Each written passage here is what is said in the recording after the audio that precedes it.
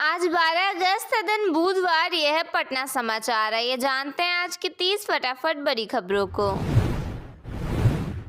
नेता प्रतिपक्ष तेजस्वी यादव ने बिहार की एनडीए सरकार पर गंभीर आरोप लगाए हैं। उन्होंने कहा कि राज्य में मंत्री, विधायक और टीचर्स तक को सैलरी नहीं मिल रही है। तेजस्वी ने सरकार को कंगाल बताते हुए कहा कि अगर सरकार चाहे तो उनका वेतन भी बंद कर सकती है। एग्जीक्यूटिव इंजीनियर हरेंद्र कुमार के पटना समेत 4 ठिकानों पर एसयूवी ने छापेमारी की। कार्रवाई आय से अधिक संपत्ति के मामले में की गई। छापेमारी के दौरान कैश, गहने और महंगी घड़ियां मिली हैं। बरामद नोटों की गड्डियों को गिनने के लिए 6 लोगों को लगाया गया। तेज प्रताप यादव ने पत्नी ऐश्वर्या राय से अलग होने की वजह बताते हुए कहा कि वह उन्हें पूजा पाठ करने से रोकती थी। उन्होंने आरोप लगाया कि ऐश्वर्या ने उनकी मां राबड़ी देवी के साथ मारपीट भी की थी। तेज प्रताप ने कहा कि पत्नी की रोक-टोक से परेशान होकर उन्होंने तलाक की अर्जी दायर की थी। दोनों की शादी 2018 में हुई थी। पप्पू यादव पर हमले के बाद दिल्ली हाई कोर्ट ने उनकी सुरक्षा बढ़ाने का निर्देश दिया है। जानकारी के अनुसार राम मंदिर के चढ़ावे की चोरी को लेकर संसद भवन में नाटक करने के बाद उन्हें जान से मारने की धमकी मिल रही है। बिहार में पप्पू यादव को पहले Y+ सुरक्षा मिली हुई थी। मुजफ्फरपुर में NH 28 पर सड़क पर दौड़ती एक स्कॉर्पियो अचानक धू कर जलने लगी। एसयूवी में सवार लोगों ने किसी तरह कूदकर अपनी जान बचाई। हादसे की वजह शॉर्ट सर्किट होने की आशंका जताई गई है। सहयोग शिविर में पहुंचे एक दिव्यांग व्यक्ति ने गंभीर आरोप लगाए हैं। उसने कहा कि उसकी जमीन डीजीपी के कब्जे में है और उसे मुख्यमंत्री से मिलने नहीं दिया जा रहा। दिव्यांग ने आरोप लगाया कि पुलिस कर्मियों ने उसे धक्के मारकर वहां से भगा दिया।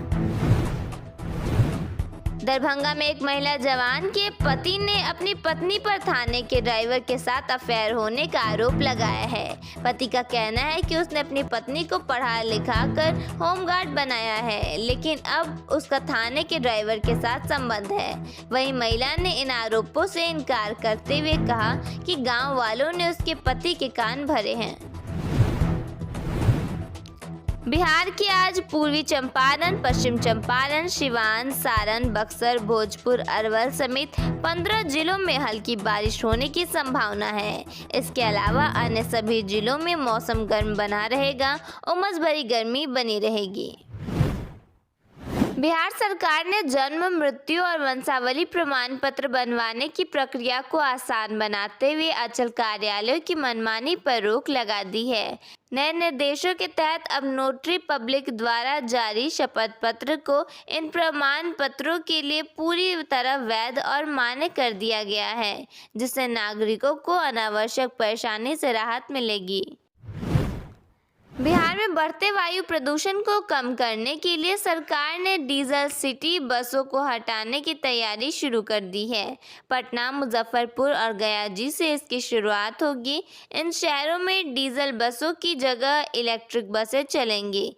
25 अगस्त को 75 PM इलेक्ट्रिक बसों को हरी झंडी दिखाई जाएगी।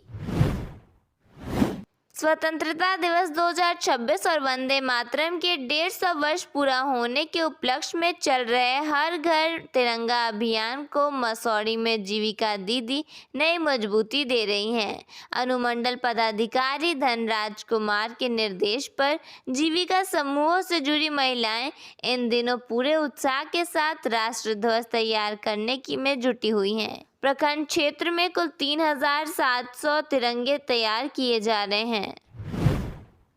बिहार की ग्रामीण पंचायतों में वित्तीय अनियमितता और विकास योजनाओं में गड़बड़ी मिलने के बाद 2000 से अधिक मुखिया जांच के घेरे में हैं। वहीं गंभीर मामलों में 12 मुखियाओं को बर्खास्त करने की कार्रवाई शुरू कर दी गई है। सबसे ज़्यादा गड़बड़ी मुख्यमंत्री ग्रामीण सोलर स्ट्रीट लाइट योजना, नल जल योजना और स्वच्छ कार्यों में हुई है। सरकारी अस्पतालों में मरीजों को बेहतर और सुलभ स्वास्थ्य सुविधा उपलब्ध कराने के दावों के बीच जमुई सदर अस्पताल की एक तस्वीर व्यवस्था की संवेदनशीलता पर सवाल खड़ी कर रही है। यहाँ 75 वर्षीय बुजुर्ग मरीज को सीटी स्कैन कराने के लिए जब स्ट्रेचर नहीं मिला तो मजबूर होकर उसके बेटे ने पिता को गोद में उठा लिया। वीडियो सामने आने के बाद अस्पताल की व्यवस्था और मरीजों को मिलने वाली बुनियादी सुविधाओं को लेकर चर्चा शुरू हो गई है।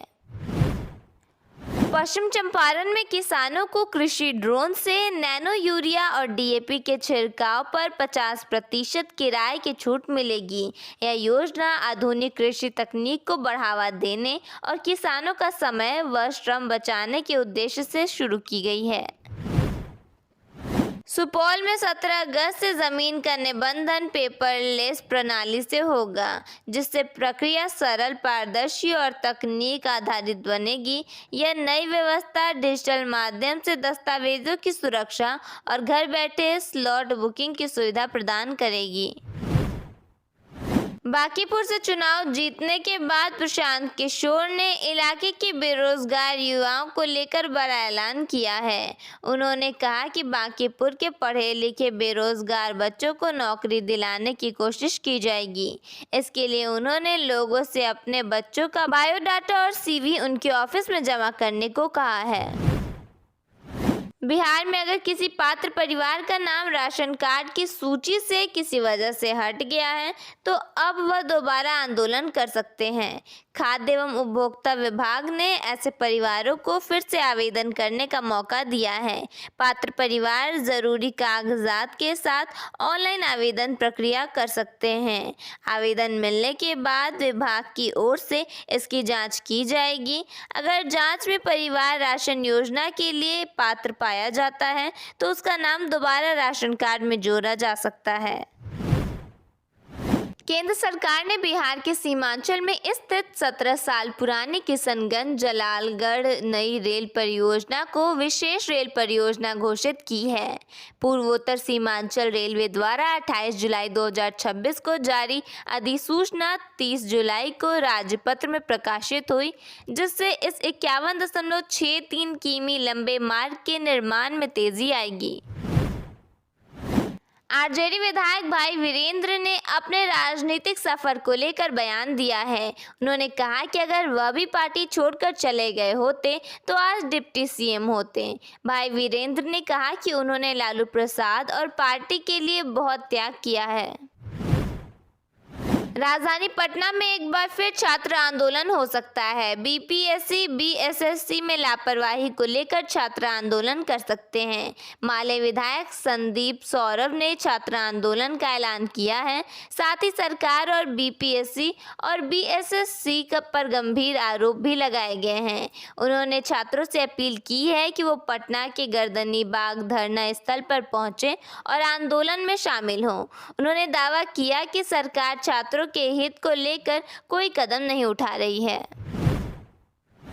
बॉलीवुड अभिनेता सुनील शेट्टी ने मुख्यमंत्री सम्राट चौधरी से मुलाकात कर बिहार में फिल्म उद्योग के विकास पर चर्चा की। उन्होंने घोषणा की कि उनकी अगली फिल्म की शूटिंग अक्टूबर से बिहार में होगी, जिसके लिए 50 से 60 दिनों की योजना है। रोहतास स्थित गुप्ता धाम के दर्शन को निकले श्रद्धालुओं के साथ पनियारी पहाड़ पर दर्दनाक हादसा हुआ। धक्का मुक्की के कारण 2 श्रद्धालु गहरी खाई में गिर गए, जिसमें ओबरा के एक व्यक्ति की मौत हो गई और साथ ही गंभीर रूप से घायल हो गए।